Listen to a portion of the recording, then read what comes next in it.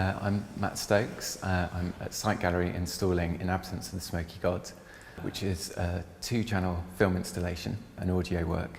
And it came about through being invited by Site Gallery and Sensoria to make a work that linked into Sheffield. So the inspiration behind In Absence of the Smoky God came about really through a number of ways.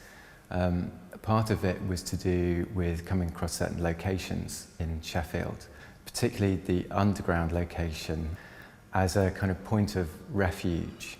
And that was sparked by re-watching Threads. So someone in Sheffield introduced me to Threads, or reintroduced me to Threads, because I remember watching it when I was younger. And Threads is Barry Hines' docudrama about the before, during and after of Holocaust in Sheffield, particularly following 2 families and what happens to those 2 families. So when I was going into some of the underground locations, I saw those almost like sort of underground shelters, very much in the vein of Henry Moore's drawings of the London Underground and the way that those were used for refuge during the Blitz.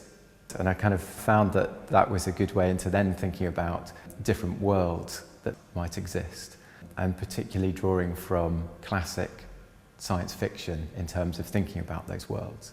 So 2 important books that I was reading at the time. One was The Chrysalids by John Wyndham and Time Machine by H.G. Wells. But particularly relating to a lot of other sci-fi literature and films, when there's a big disaster that happens, there's quite often a split in society. So you get 2 different societies which exist. So I wrote descriptions about the 2 worlds and what those worlds might be like, what they might look like, what the societies might be like, what roles the people within those societies might carry out. And really the project went from there. So there's a scene in Threads which is within the post-apocalyptic world, in which there's an exchange between 3 youths. And they're using a language which is a very kind of crude, slang-like language, very simplified. And that was really the starting point behind thinking of what would happen to language in a post-Holocaust world. And started thinking about not only what would happen to language, but what would happen to music as well. So the idea of creating a vocal piece which in some ways suggested a kind of new beginning for music and a new form of language that came out of the post-apocalyptic world. Seemed, well that was the way that the project went. So I came to last year's Sensoria, which is a festival for film, music and digital media. And that was really the start of the project. And from that point, the piece really started to form as an idea, so that it was going to become a film work with a vocal track as the sort of driving force behind the film. And that it would be shot in some ways a little bit like a music video would be made, in that a vocal composition would be created, that would be recorded, and then the film would come as a response to that vocal track.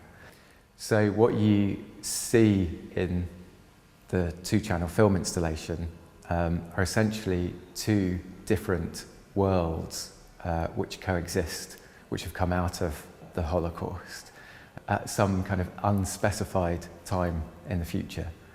One society exists in an overground setting, and one society exists in an underground setting.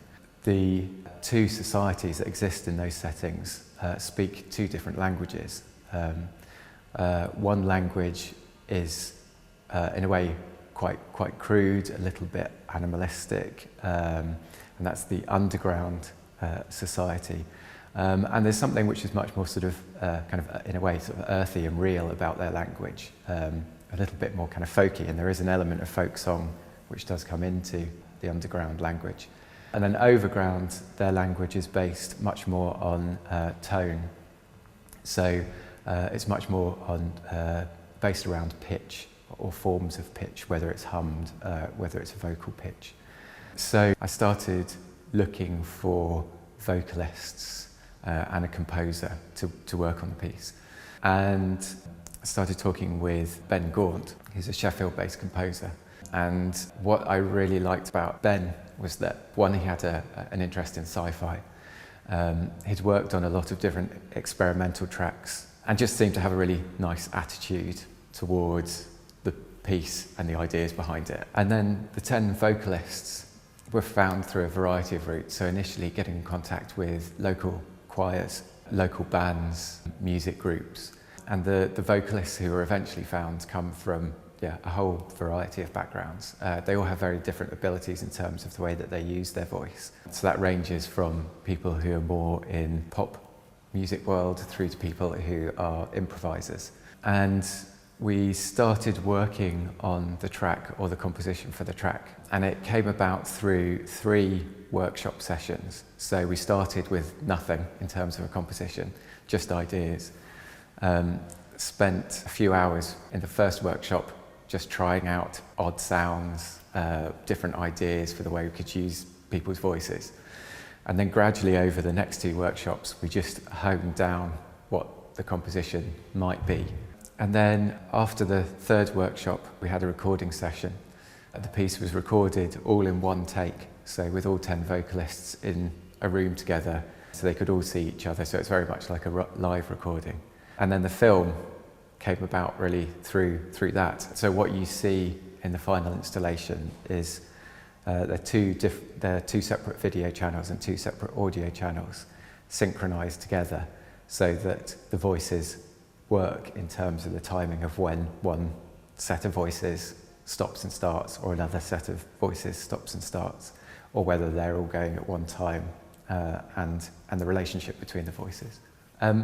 So in this room, what you see behind me are the 2 screens. They're quite large screens. And then within the adjacent room, showing some elements of an archive, Barry Hines' archive, which belongs to the University of Sheffield Library.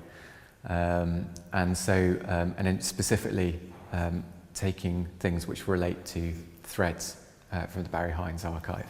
Also in that room are 2 wall texts which are about the 2 societies, which were given to the crew and the vocalists in terms of trying to think about the worlds and the characters and what they might look like. And then a symbol which was used in the overground setting. So really the materials which are in the adjacent gallery are contextual to the film and audio work.